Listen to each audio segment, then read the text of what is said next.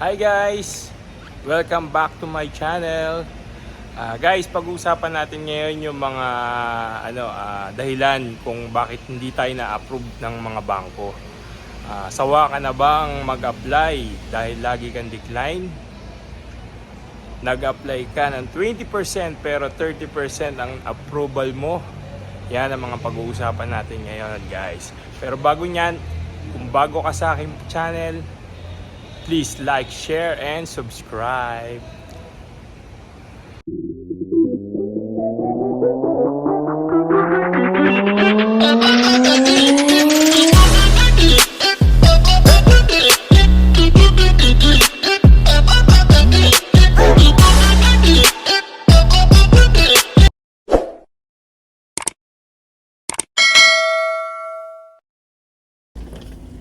Eto na nga. Guys, ang pag-uusapan natin ngayon is tungkol dun sa mga car loan na application natin na bakit laging nade-decline. Yan ang mga pag-uusapan natin ngayon. Kasi yung iba nagsasawa na apply ng apply pero walang nangyayari. Yan. Pero bago yan, shoutout muna sa mga team ka-hotdog ko. Hotdog, mga team ka-hotdog ko dyan. Mabuhay kayo. Yan, guys, ito yung mga dahilan kung bakit tayo laging na-approve ng 30%, 40%, pero ang in-apply natin 20%. Kasi ganito yan guys, example natin kunin ko yung kodigo ko Example natin guys sa Mirage na lang, Mirage G4. 20% natin dito is monthly 16,711. 30% naman 14,623. Tapos yung 40% 12,534. Example natin, yung 20% 16,711. Ang bangko kasi laging hinahanap niya lagi yung salary mo, kailangan pasok dun sa ina-apply mong unit. Example natin, yung 16,711, kailangan ang monthly mo dyan is 50,133 kasi tina times 3 lagi nila. Kung ta times 3 natin 16,711,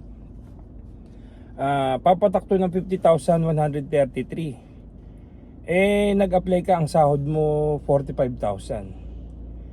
So bagsak ka sa bangko. Ma-approve tayo dito sa 30% kasi hindi pasok yung salary requirement mo. Pero itong kailangan natin gawin kasi syempre hindi nga pasok yung salary mo. Kunyari example, ang sahod natin 45,000 lang, hindi talaga papasok yan sa bangko. Ngayon kami mga ehente, tinutulungan namin kayo. Siyempre, katulad niyan, yung 45,000 na sahod mo, hindi pa naman kasama dyan yung example natin, transpo allowance. Ang transpo allowance, example, 1,500. Meron pa tayong rice meal allowance. Ang rice meal allowance natin, example natin, 2,500. Di meron na tayong 4,000. So may 1,000 na lang, papasok na tayo dito sa 20%. May clothing pa, di sobra-sobra na. Ganun lang.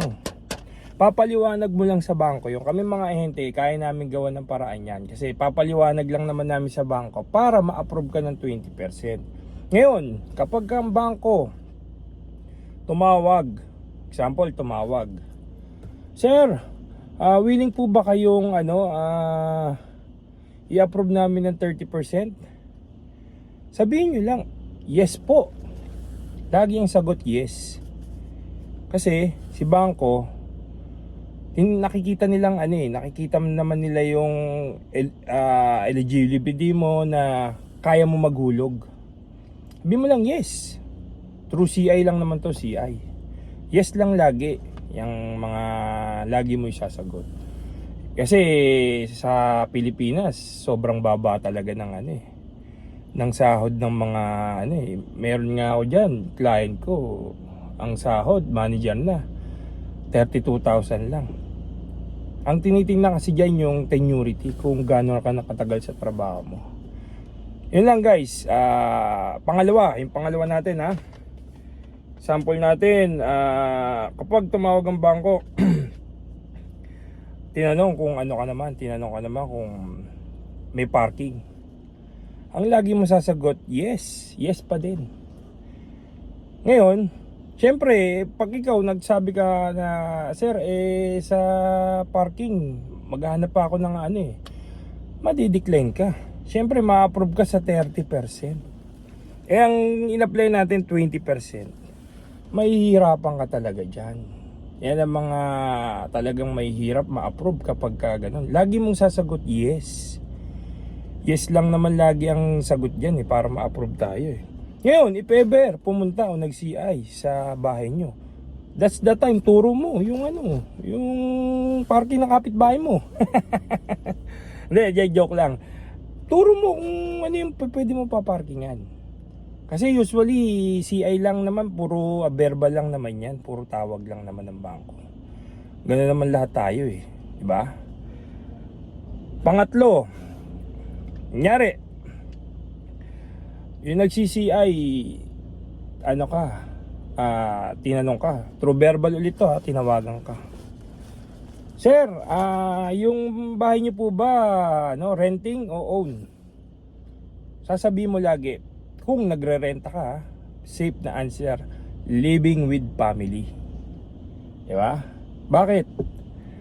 Siyempre, kung ang nagbabayad ng upa tita mo, nanay mo, living with family ka talaga, diba? Kaya sasabihin mo lagi, living with family. Pwede naman tayong kumuha ng barangay cert para mapatunayang lehitimong taga doon ka talaga. Para ma-approve tayo ng 20%. Yung panghuli. Yung panghuli nating topic. Yung mga laging nadidecline dahil may mga tag dito.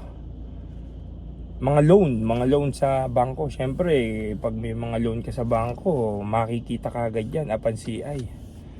Lagi mong i-deny yun, syempre. Kasi mababayaran naman yun Kaya ka tinatanong minsan ng bangko ng ganyan. Kahit nakikita nila yan pag tinatype nila sa computer yan Kasi gusto nila yung account mo. Nakikita nilang may kakayahan ka magbayad, matagal ka na sa trabaho. Kaya yan yung mga usually na ginagawa Kaya lagi ang sagot lang lagi pagka ganyan, di-deny mo lang na wala po akong loan, wala po. True CI verbal lang naman yan. Hindi ko kayo tinuturo magsinungaling Lagi natin sinasabi yun, totoo syempre. Break time muna. Ayan guys yung mga tips na sinabi ko sa inyo, ang laging titingnan nyo yung monthly range natin. If ever 20%, laging yung monthly times natin sa 3 times 3, dapat pasok kayo doon. Kung di man kayo pasok, nandiyan naman yung mga allowance natin na pwedeng ipasok doon para pumasok kayo sa 20%. Yun yung mga dahilan kung bakit tayo laging na-approve ng 30% o 40%.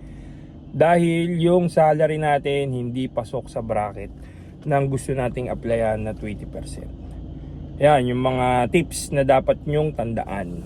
Pangalawa, yung parking. Parking. Laging ang sagot, meron. Pangatlo, rented ka ba? Own po, living with family. Yan mga dapat lagi sagot. At kung meron kang excess loan, wala po, di-deny lang natin. Yan guys para if ever talagang ako nagsasabi, approve tayo dito. Approve ka. Ma-approve ka ng bangko kapag ganyan. Guys, meron ako papakita sa inyong yung features ng expander natin para if ever gustuhan nyo, ikutan lang natin yung yung loob tsaka labas ng expander. If ever na bago ka dito sa aking channel, please like and share and subscribe dito sa number na to. Thank you.